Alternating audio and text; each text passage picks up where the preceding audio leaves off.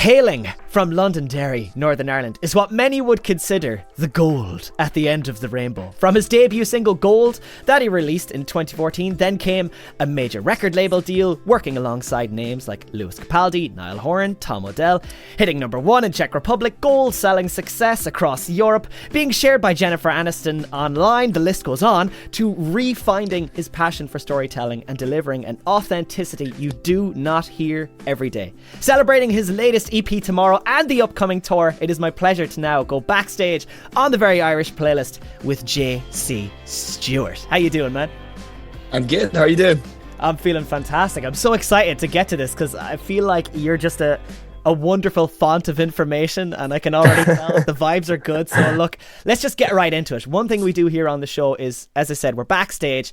You know what a rider is, I very much presume, with your experience from touring alongside the likes of Lewis Capaldi and your own. So what I want to do now is I want to ask you, what would the 3 things on your rider be, but there's no budget limit? You can have whatever you want. Oh, okay. What would they be? 3 things. All right. Well, first of all, I want an unlimited supply of Northern Irish Tayto cheese and onion, the yellow bag.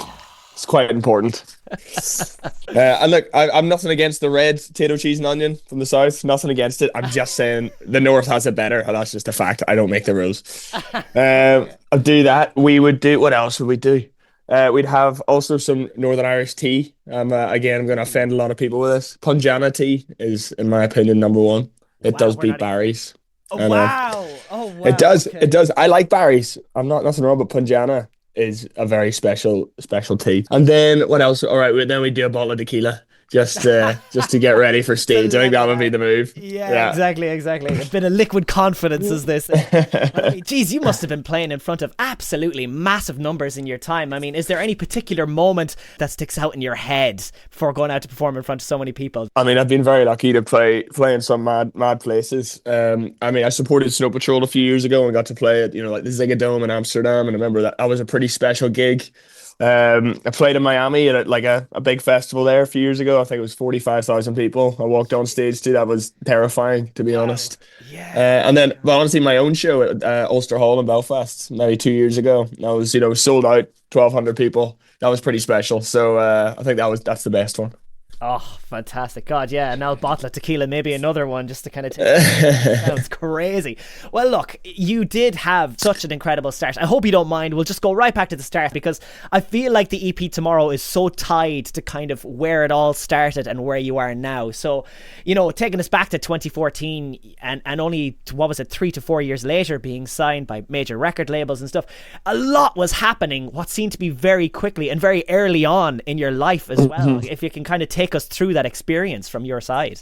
Yeah, it was one of those things that happened. It happened overnight, but it took a long time to get there. I'd been playing in pubs for 4 years at this point, just like the guy in the corner singing Oasis songs. And it was mad though. I put out a couple of songs. I was living in London, working in bars, trying to be a songwriter for other people, because I thought that was the thing I had a chance to do, and being an artist was so crazy. And I did this thing called a Mahogany Session, put that up, and then months later, one record label phoned up, and then by the end of the week, all the record labels had phoned up, but it's just really know what happened or what changed. But I was there for 2.5, 3 years, and ups and downs, but it was an amazing experience, something I'm very grateful for still.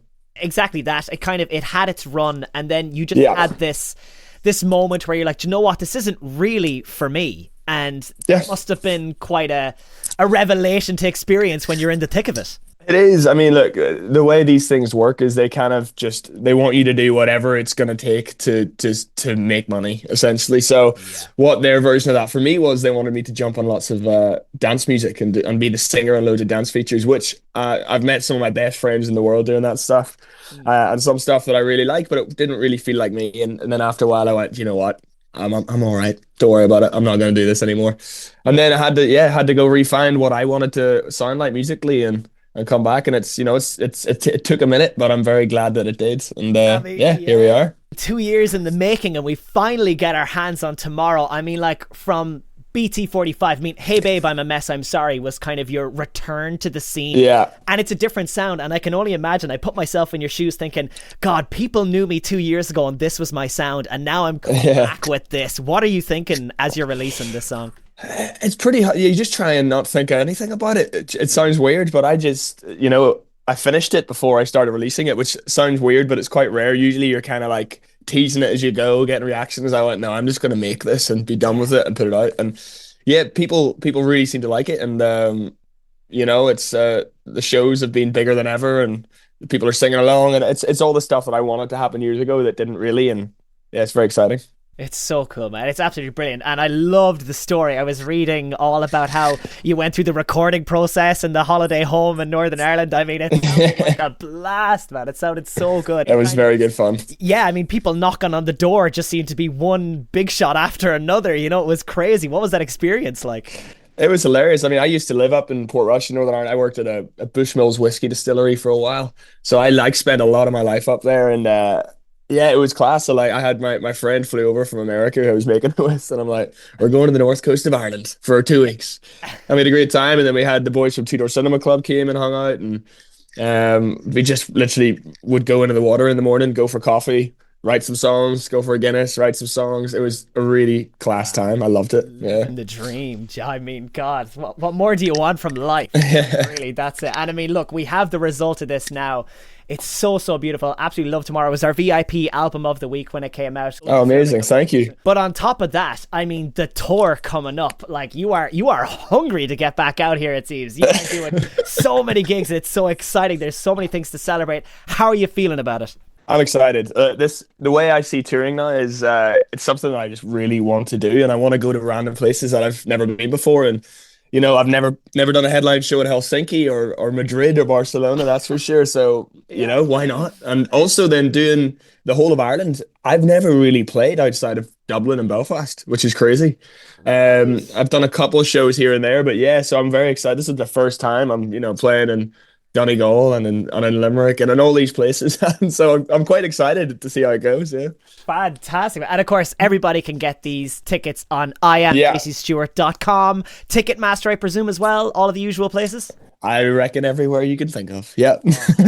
I have a million questions that I want to ask, but I understand that you are a busy man. There's plenty that you're even doing just today. You got up extra early just to talk to us here at the VIP. So JC, thank you so much for taking the time to talk to us. We're going to continue to celebrate the amazing music that you bring out, and we'll be definitely watching closely this tour upcoming. Thank you so much, man.